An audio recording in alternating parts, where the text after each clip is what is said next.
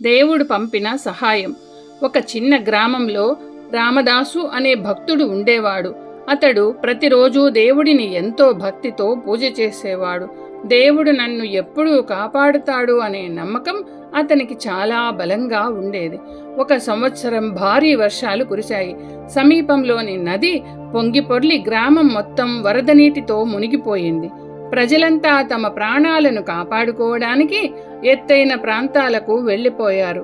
కానీ రామదాసు మాత్రం తన ఇంటి పైకప్పుపై కూర్చుని దేవుడిని ప్రార్థిస్తూ ఉన్నాడు. కొంతసేపటికి ఒక పడవ అక్కడికి వచ్చింది. పడవలో ఉన్నవారు, రామదాసు గారు త్వరగా ఎక్కండి, వరద నీరు ఇంకా పెరుగుతోంది, ఇక్కడ ఉండటం ప్రమాదం అని చెప్పారు. అప్పుడు రామదాసు చిరునవ్వుతో, ధన్యవాదాలు, కానీ నన్ను కాపాడేది దేవుడే, ఆయన తప్పకుండా వస్తాడు అని చెప్పి పడవలో ఎక్కలేదు. కొంతసేపటి తర్వాత వరద నీరు మరింత పెరిగింది. రామదాసు ఇంటి పైకప్పు వరకు నీరు చేరింది. అప్పుడు మరో రక్షణ బృందం మోటారు బోటుతో అక్కడికి వచ్చింది. వారు కూడా ఇంకా ఆలస్యం చేయకండి, వెంటనే మా వెంట రండి అని కోరారు. కానీ రామదాసు మళ్ళీ అదే మాట చెప్పాడు, నాకు భయం లేదు, దేవుడు నన్ను కాపాడుతాడు. రక్షణ బృందం నిరాశగా అక్కడి నుండి వెళ్ళిపోయింది. కొద్దిసేపటి తర్వాత పరిస్థితి మరింత ప్రమాదకరంగా మారింది. రామదాసు ఇంటి పైకప్పు కూడా నీటిలో మునిగిపోసాగింది. అప్పుడు ఒక హెలికాప్టర్ అక్కడికి చేరుకుంది. పైలట్ తాడు కిందకు వదిలి, తాడును పట్టుకోండి, మేము మిమ్మల్ని సురక్షిత ప్రాంతానికి తీసుకెళ్తామని అరిచాడు.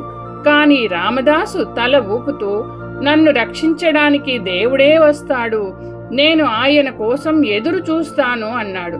హెలికాప్టర్ కూడా వెళ్ళిపోయింది. చివరికి వరద నీరు పూర్తిగా పెరిగి రామదాసు ప్రాణాలు కోల్పోయాడు. అతని ఆత్మ దేవుడి దగ్గరకు చేరుకుంది. రామదాసు బాధగా దేవుడిని అడిగాడు, ప్రభు, నేను జీవితాంతం మిమ్మల్ని నమ్మాను, ప్రతిరోజు భక్తితో ప్రార్థించాను, కానీ నేను ప్రమాదంలో ఉన్నప్పుడు నన్ను ఎందుకు కాపాడలేదు? దేవుడు చిరునవ్వు నవ్వి ఇలా అన్నాడు, రామదాసా, నిన్ను కాపాడడానికి నేను ఒక్కసారి కాదు 3 సార్లు సహాయం పంపాను. మొదట పడవను పంపాను, తర్వాత రక్షణ బృందాన్ని పంపాను, చివరికి హెలికాప్టర్ను కూడా పంపాను.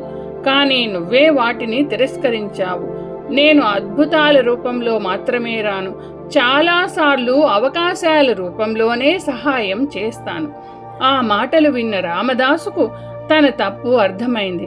నిజమైన భక్తి అంటే దేవుడిపై నమ్మకం ఉంచడమే కాకుండా ఆయన పంపిన అవకాశాలను కూడా గుర్తించి స్వీకరించడం అని గ్రహించాడు. నీతి: దేవుడు మనకు సహాయం చేయాలనుకున్నప్పుడు చాలాసార్లు మనుషుల రూపంలో, అవకాశాల రూపంలో లేదా పరిస్థితుల రూపంలో సహాయం పంపుతాడు. ఆ అవకాశాలను గుర్తించి ఉపయోగించుకోవడం కూడా మన బాధ్యతే.